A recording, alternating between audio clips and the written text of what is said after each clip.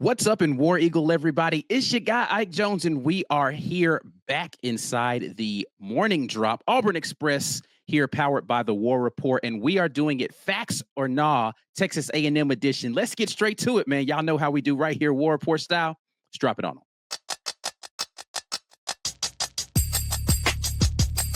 You are now listening to the War Report.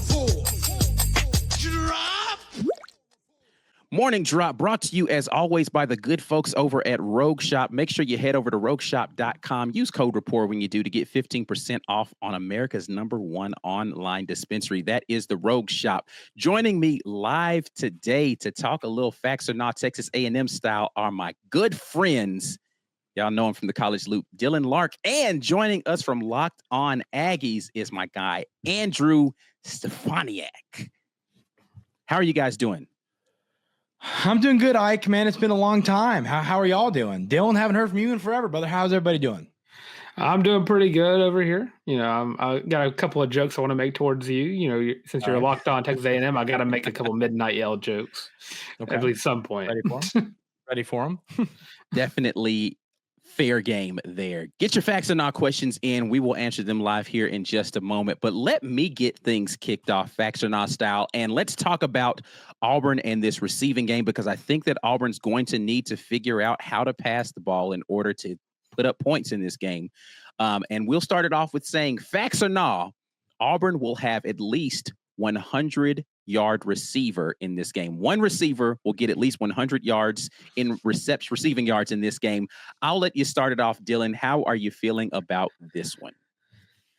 I'm going to go ahead and just flat out say facts. A&M's defense is susceptible to the down the field passing, which Auburn, booging or not, did look like they found a way to get that going in the last game against ULM. I think at least one guy does it.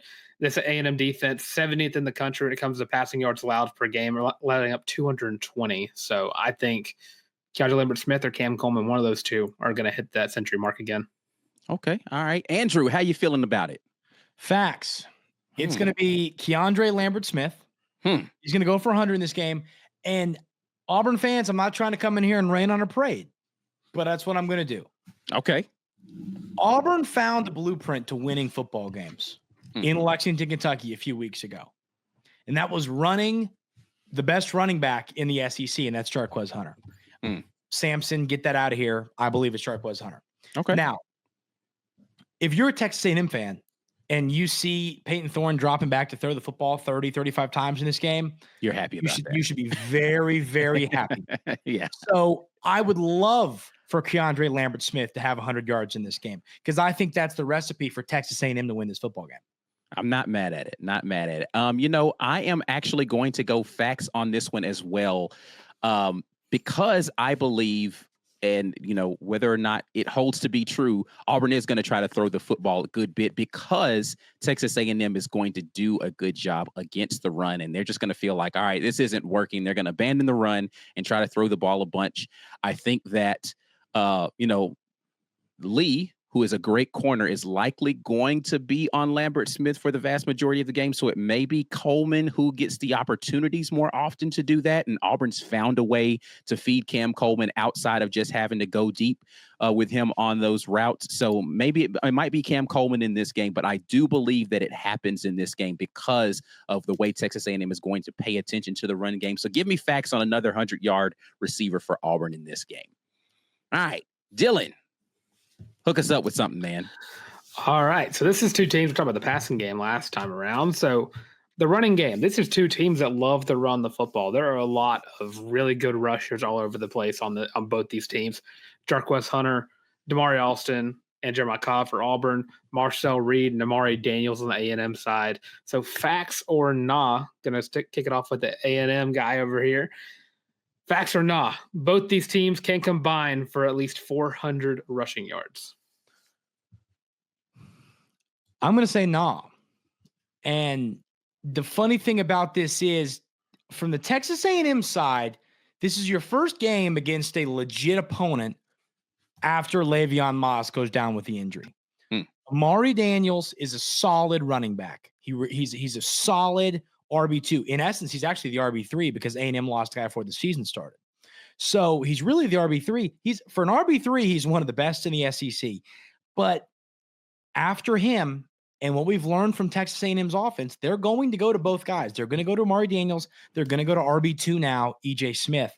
I'm not a believer in EJ Smith. I'm a believer in Amari Daniels. I think he's good. I think Texas A&M is going to run with Reed involved, I'd say around $150. And I don't think Auburn's going to run for 250. So I'm going to say nah in this game. I am going to be of that same mind, and I'm going to go with nah for a lot of the reasons you just laid out there, Andrew. I just talked about how Texas A&M is going to be stout against the run. They're really going to pay a lot of attention to Jarquez Hunter and the stable of backs that Auburn's going to rush out there. I don't believe Peyton Thorne's going to go crazy running the ball this game versus Texas A&M. So I'm going to find it difficult for Auburn to get over 150 rushing yards. And as you just laid out for Texas A&M, I also find it difficult for Texas A&M to get over 150 rushing yards in this game.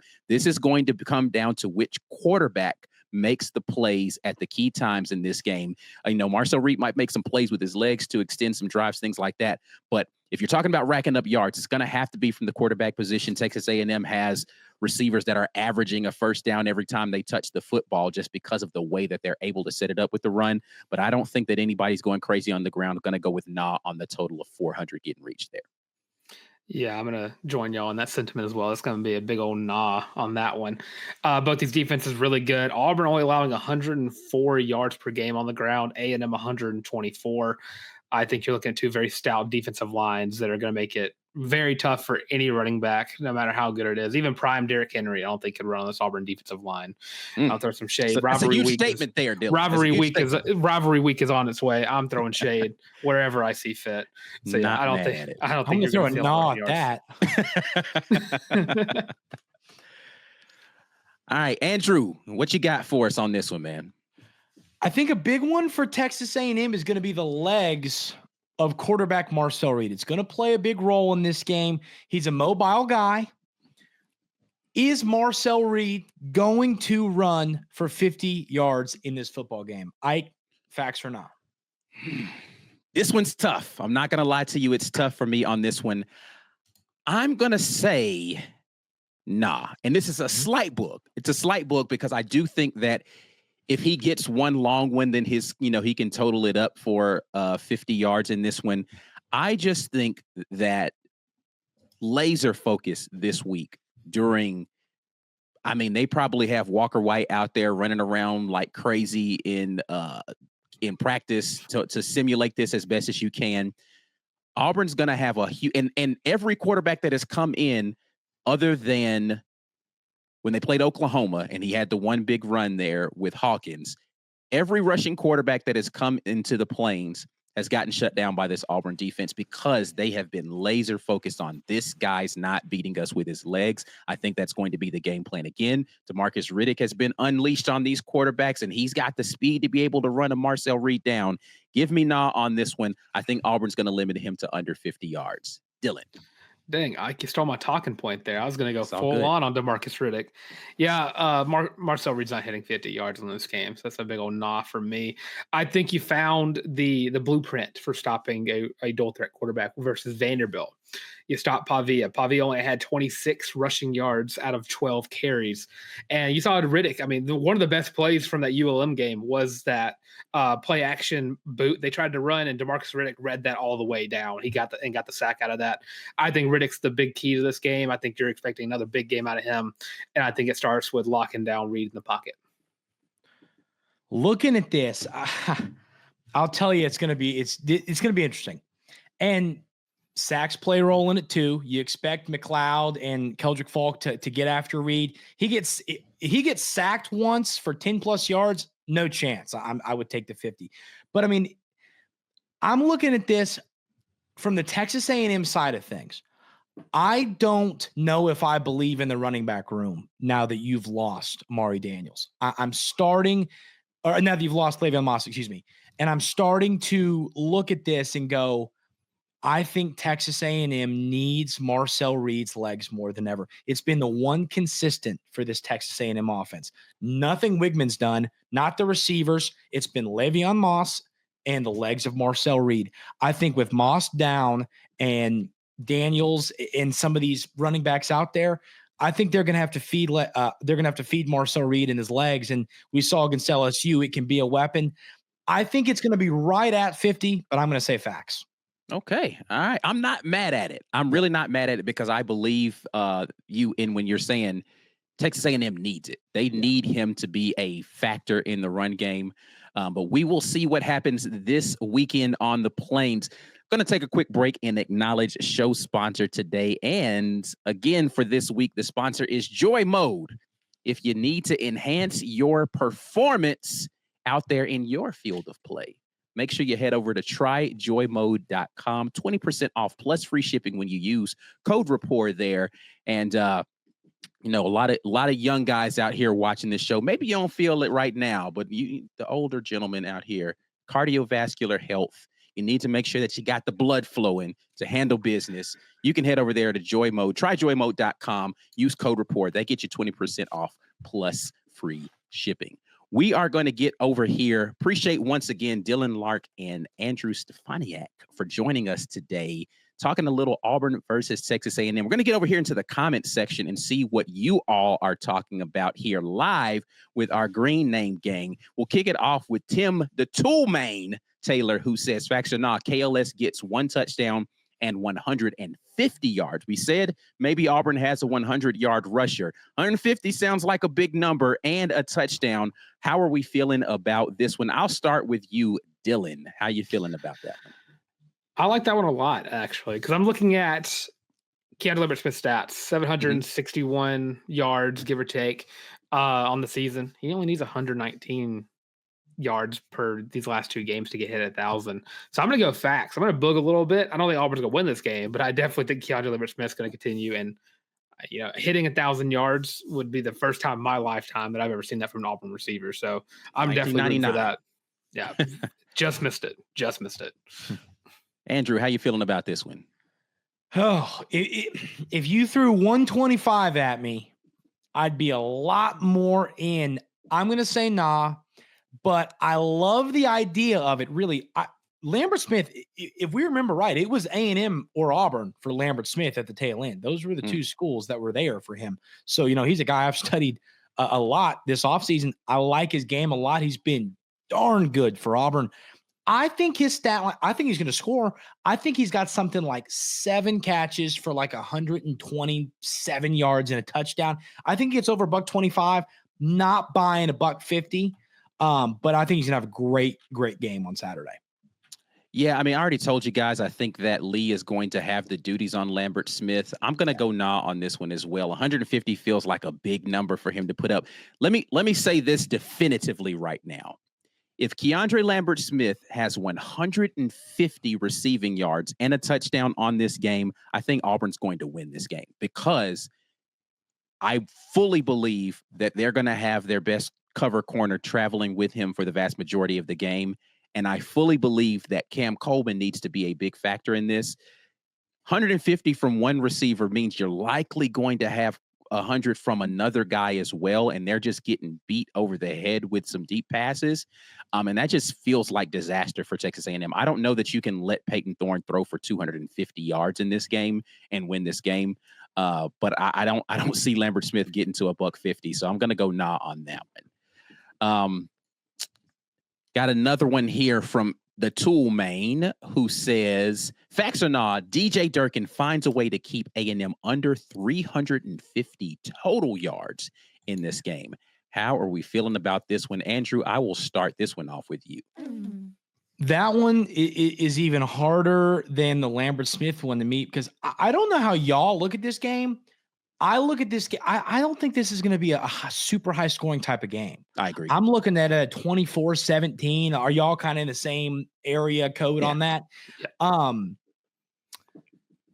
350 is like, it's funny because that's where I would set the line, which is what makes this so hard. I'm going to say, I think Texas, I'm going to say, what did they say? Did he say under or over? Because I'm going to say facts. I think A&M goes over. He said hold them under 350. So. Okay, then I'm going to say nah. I think Texas A&M goes over 350. I don't think by a wide margin. I think Auburn is going to be in a similar spot. I'm going to predict A&M to win this game, but it's not. It's going to be a tight one. I don't think you see either team get more than 400 yards. Dylan, how you feeling? Yeah, I'm gonna stick right there with them on. I think there's some clear weaknesses that both teams can find a way to exploit. Of course, if you run the ball enough, something's gonna break loose for A&M, and of course Auburn looking down the field passing. You're gonna get maybe a lot of yards, but I'm not gonna say you're gonna get a lot of points. That's pretty much been the Auburn mantra all year long. So that's where I'm going with that. Yeah, I'm a bug a little bit. I'm gonna say facts. They keep hold them under 350 here, just because again, I think that when you talk about Auburn and their ability to cover at corner right now, because Jay Crawford and Kagan Lee have done a phenomenal job of being able to play man coverage on the outside. That's something that Auburn really hasn't been able to do the last couple of years. They've been playing a lot of zone, which means they've been having a lot, and even early in this season, a lot more zone out of Auburn, right? Which has been an Achilles heel. And I don't think that because Auburn's going to try to shut down the run, I don't think that A&M's going to go crazy on the run. To get to 350, they might have to put up close to 200 passing yards, and I think that that's going to be a tough one here. So I'm going to go nah on this one. That's a little bit of a bug just because I think it's going to be a slugfest in this one, and it's going to be a field position game. So give me nah on that one, but it's going to be, as you said, and it's going to be close. If they get over 350, it's not going to be by much, in my opinion. All right. What else do we have here from the chat? We'll go with Prince Chuku, who says, facts or no, there will be more than 6 punts in this game. Both teams combined for 6 punts in this game. I'll start us off on this one. I'm going to go with a big facts on this. I mean, heck, Auburn might have 6 punts themselves in this game. Like, I just don't know. This Texas A&M defense is real. Like, let's just be clear. That defensive line is absolutely real. They are ferocious when it comes to pass rush. They are stout against the run. We talked about it. Where they are susceptible is being able to get the downfield pass going. And if Auburn can be explosive, then this can be an interesting game. I just don't know how much explosion is going to happen against a very stout defensive line that's going to make it where Peyton Thorne's going to have to get the ball out of his hands quickly in order to be successful. 6 punts feels like an easy number to achieve. I'm going to go facts. What about you on this one, Dylan? Yeah, I was trying to find any stats on this one because I'm pretty sure I want to go back and look at this exactly and see how many punts a game that Oscar Chapman is averaging this season, because I'm sure it's more than 6, because it definitely feels like it's more than 6. Yeah, I don't know. I mean, major facts on that one. I like how you pointed out. Auburn might get the 6 sacks themselves or 6 punts themselves. It might be one of those memes you look at. You look at the ESPN game play-by-play, and it's just punt, yeah, all the way down. That's what I'm expecting in this game. Turnover on downs, punt, field goal, punt. Like, right. So when Big Ten does it, it's ugly. But when the SEC does it, these are just 2 great defenses. So yeah, These teams are. This is going to be a punt fest. Yeah. Andrew, how you feeling? Well, I've got the number for you. Oscar Chapman's punted 32 times, and they've played 10 football games. So it's only 3.2 punts per game, actually. Okay. That's not terrible enough. You got to account for the missed field goals. It's too bad. I'll tell you this. I think you could have put the line at 10 and I would have said facts. I think that this is going to be a game. I think you're going to see a lot of sustained drives, but I think you're going to see a lot of 3 and outs. And 3 and outs are what lead to quick punts. Right. I think you can get to a 17-24 type of final score and see 6 to 8 punts in this game pretty easily. So yeah, definite facts there for me. I think you're going to see a handsome amount of punts in this game. It's going to be a real gritty type of football game, and we'll see who comes out on top with a lot of punts. Yes, indeed.